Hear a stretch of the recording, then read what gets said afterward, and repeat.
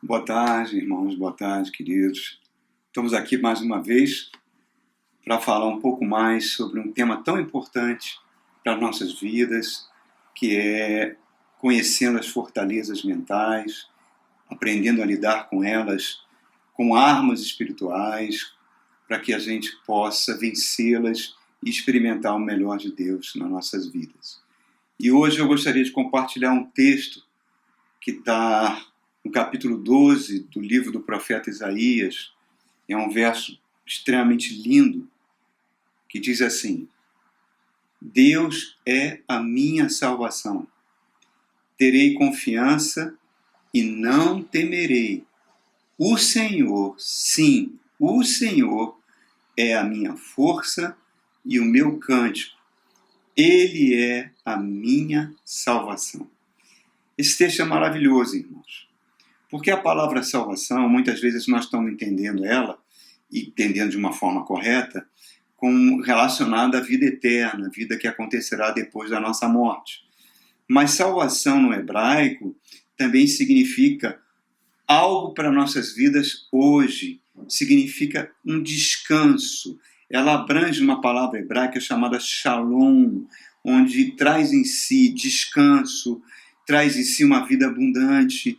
Então, Isaías está dizendo que Deus é a principal fonte de descanso, de paz para as nossas almas. Nós estamos falando aí, desde nesse nosso quarto encontro, de um tema tão importante que é sobre as fortalezas mentais, e que a Bíblia nos alerta sobre elas, e que elas só podem ser vencidas com armas espirituais, e a principal arma espiritual é a própria palavra de Deus fazendo efeito no nosso espírito, né? Nós tínhamos uma ideia muito vaga antes da nossa conversão sobre quem era Deus.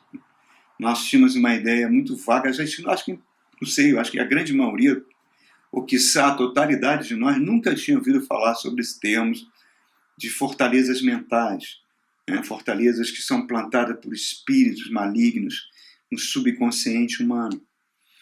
E muitos cristãos não sabem disso. Muitos incrédulos não sabem disso. Parece que nós temos, no passado nós tínhamos apenas uma ideia sobre isso, e isso é algo que afeta diretamente a nossa vontade. Nós fomos aprendendo coisas durante a nossa vida, né, que foram algumas coisas corretas, outras coisas erradas, e fomos mesclando esses conhecimentos, e esses conhecimentos foi formando as nossas convicções. E essas convicções que a Bíblia chama de sabedoria humana, sabedoria da carne, é ela que dirige a nossa vontade. E muitas vezes nós nos convertemos, nós recebemos o Espírito Santo, mas queremos levar a nossa vida baseada nessas convicções humanas. E a Bíblia diz em vários locais que isso não é o melhor caminho. Em Provérbios capítulo 12 diz que, às vezes, para um homem, ele toma uma decisão, um caminho que ele diz que é um caminho correto. E aquele caminho se torna um caminho de morte. Olha que isso foi escrito por Salomão, um dos homens mais sábios e inteligentes que já andou nesse planeta. O que a Bíblia está nos dizendo é que, apesar dessas fortalezas mentais estarem presentes em todos os seres humanos, a palavra de Deus ela vem trazer cura, ela vem nos fortalecer, ela vem trabalhar conosco. Para isso eu preciso renovar a minha mente, irmão. Nós estamos falando isso em vários encontros, nas mensagens de áudio que eu tenho repassado para os irmãos, que nós precisamos renovar a nossa mente pela palavra de Deus. O apóstolo Paulo fala isso em Romanos capítulo 12, no verso 2, que ele fala: transformai-vos pela renovação da vossa mente, para que você possa experimentar qual seja a boa, perfeita e agradável vontade de Deus para as nossas vidas. Essas fortalezas humanas, irmãos, elas são plantadas com padrões de pensamento que vão virar verdadeiras bombas relógios.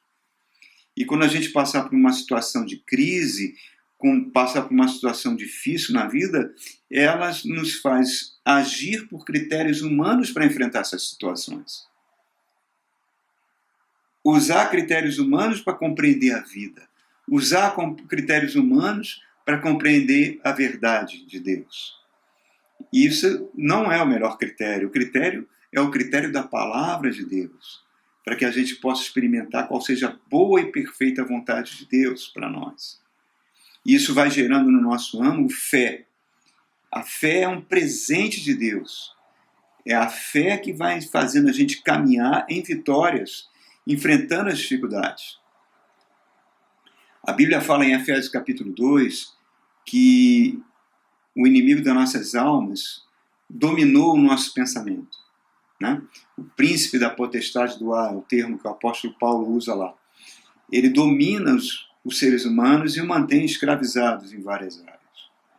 Mas quando você vem a Jesus, quando você recebe o poder do Espírito Santo e o Espírito Santo começa a trabalhar na nossa mente, Deus espera que você comece a obedecer à vontade dele em várias áreas. Se você abrir a palavra de Deus, principalmente no Novo Testamento, você vai ver áreas que são fundamentais para que a gente tenha uma vida feliz. Tem lá no casamento, a esposa ser submissa ao marido. E quantas esposas cristãs resistem a isso? O marido tratar a esposa, amar a esposa como Cristo ama a igreja. Quantos maridos cristãos não fazem isso? Deus quer que a gente tenha relacionamentos sadios em várias áreas. Na área sexual, na área financeira, na área emocional. E nós resistimos muitas vezes a isso, irmãos. E isso vai trabalhando no nosso espírito, vai trabalhando no nosso comportamento de uma forma negativa, essa resistência. O inimigo, com essas fortalezas mentais, ele provoca medo, ele provoca uma baixa autoestima na gente, ele provoca sentimento de ciúme, de incredulidade, de inveja, e provoca distúrbios na personalidade humana. Mas o principal deles, ele tira a confiança em Deus, elimina a nossa fé e ele reduz o poder da palavra de Deus na sua vida. E Deus não quer isso. Deus quer que você tenha uma vida abundante. Deus quer que você experimente isso que o profeta Isaías está falando. A salvação de Deus que traz o shalom de Deus. O que nós vemos muitas vezes é que muitos cristãos, infelizmente, por usarem a sua vontade própria, que está influenciada por essas fortalezas mentais, confundirem as prioridades da sua vida. As coisas de Deus não assumem o primeiro lugar. Aquilo que Jesus fala, buscar em primeiro lugar o meu reino e a sua justiça. E as demais coisas vão sendo acrescentadas. E muitas vezes a gente não prioriza isso. E isso vai produzir consequências, irmão. Vai produzir atritos nos nossos relacionamentos familiares, atrito nos nossos relacionamentos na igreja, atrito nos nossos relacionamentos do trabalho. Você vê tantos cristãos que são pessoas que valorizam sentimentos de mágoas, que valorizam sentimentos de ofensas, e com isso o inimigo vai cegando o entendimento, vai estabelecendo verdadeiras fortalezas dentro de nós. Nós precisamos da palavra, nós precisamos confiar em Deus, irmãos. O diabo estabeleceu sistemas mundanos que se levantam contra o conhecimento de Deus e vão produzindo vários sentimentos humanos que mantêm as pessoas escravas. Nós estamos falando aí nesses 3 encontros sobre a ansiedade. A ansiedade basicamente é o que nós estamos vivendo hoje. Hoje se vive e respira ansiedade. Todos os dias você recebe cenários terríveis que vai acontecer se a evolução desse vírus continuar. Cenários de violência, cenários de fome, e tudo isso vai produzindo ansiedade. Há 1 mês atrás, as pessoas não estavam pensando nisso. Há 1 mês atrás, as pessoas não passavam isso pela cabeça, as pessoas estavam levando as suas vidas normais. Aí surge essa pandemia no mundo, que é uma coisa extremamente séria, não estou dizendo que não seja, e, de repente, as pessoas são varridas por ondas de ansiedade. Vai se formando caos na mente, caos nas emoções, e as pessoas começam a tratar mal umas às outras. Você vê crente tratando mal um outro crente, mandando mensagens agressivas. E a gente precisa, irmãos, experimentar o descanso de Deus. Nós precisamos alinhar a nossa vontade com a vontade de Deus. O nosso agir tem que ser um agir espiritual sadio. Sadio. E não um agir espiritual influenciado por profecias que você não sabe se um dia irão se cumprir, que só produzem medo. O Deus e Pai do nosso Senhor Jesus Cristo não é um Deus de medo. Ele quer que você descanse, que você tire os olhos das circunstâncias, tire os olhos desses cenários tão ruins e começar a colocar os olhos em Deus. Aquela passagem que está nos evangelhos, que ilustra isso de forma perfeita, se aplica para a nossa vida hoje, que foi aquela passagem de Pedro andando sobre as águas. Os discípulos, é de madrugada, uma noite escura, uma situação extremamente adversa, vento, mar, aqueles homens que eram homens profissionais do mar, marinheiros que tinham experiência para lidar com tempestade, estavam com muito medo.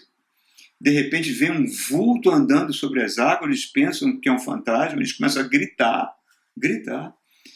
E Pedro, num momento de lucidez sobrenatural, faz uma pergunta: Senhor, és tu, Jesus, que está aí? Ele falou: sou eu. Se és tu, manda que eu vá andar sobre as águas e vá ao seu encontro. E Jesus fala: vem, Pedro. Pedro não pensa duas vezes, ele pula nas águas e começa a caminhar sobre as águas. Isso é fantástico, irmãos. Teve dois seres humanos que caminharam sobre as águas. Um foi Jesus Cristo e o outro foi o apóstolo Pedro. E ele vai caminhando em direção às águas. Algo sobrenatural aconteceu com ele. Porque os seus olhos estavam fixos em Cristo. A sua fé estava fixa em Cristo. Mas, de repente, ele começa a olhar o vento, de repente, ele começa a olhar o mar e começa a sentir medo. E é isso que está acontecendo com muitos cristãos. Estão olhando os cenários, estão achando que vai acontecer coisas horrorosas e estão permitindo que o medo e que a ansiedade tome conta do seu coração. E nós estamos falando aqui nesse quarto encontro, esse já é o quarto encontro, que nós precisamos resistir a isso, irmãos. Transformar a nossa mente. Existe um peso de ansiedade muito grande que está sendo lançado. Tanto pelo diabo, como pelas forças espirituais, quanto pela própria situação dessa pandemia que tem acontecido. Vão provocando ondas de ansiedade. Mas Deus quer que você dependa dele.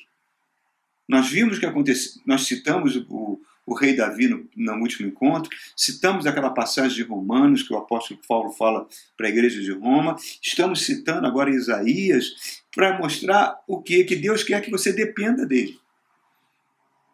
E que com a ajuda do Espírito Santo, e nós precisamos dessa ajuda, porque sendo sozinho não vamos conseguir, desarmar esses gatilhos que essas fortalezas mentais estão plantando no nosso coração. Eu confesso, queridos, que eu fico muito mal-humorado quando eu recebo um monte de zap pelo WhatsApp, de pessoas colocando cenários terríveis, falando coisas terríveis que vão acontecer. Eu fico com muito mau humor, porque eu tento usar uma disciplina mental de cuidado com aquilo que eu vejo, cuidado com aquilo que eu ouço e principalmente cuidado com aquilo que eu estou divulgando. Nós temos uma responsabilidade espiritual. A nossa responsabilidade espiritual é divulgar o Evangelho, divulgar a palavra de Deus que traz cura. E não fazendo. E quando a gente, como cristão, começa a desvirtuar disso, nós estamos permitindo que a nossa busca não seja mais pelo reino de Deus, nem pela sua justiça.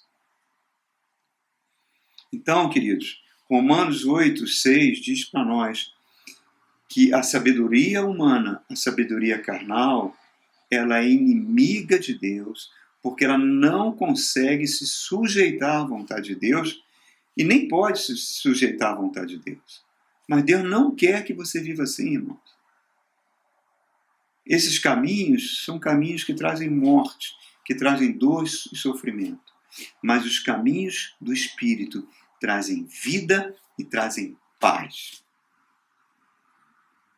Nós estamos falando desde o primeiro encontro que tudo isso depende do nosso querer. Eu tenho que querer.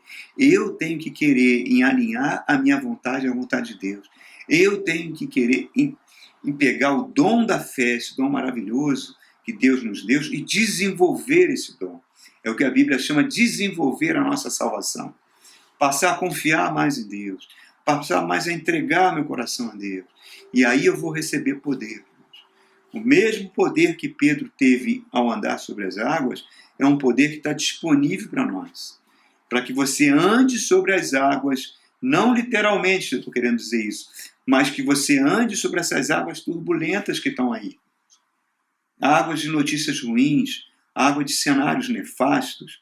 Deus quer que você seja uma pessoa alegre, cheia de vida, cheia de esperança, um farol, um verdadeiro farol para a vida de muitas pessoas.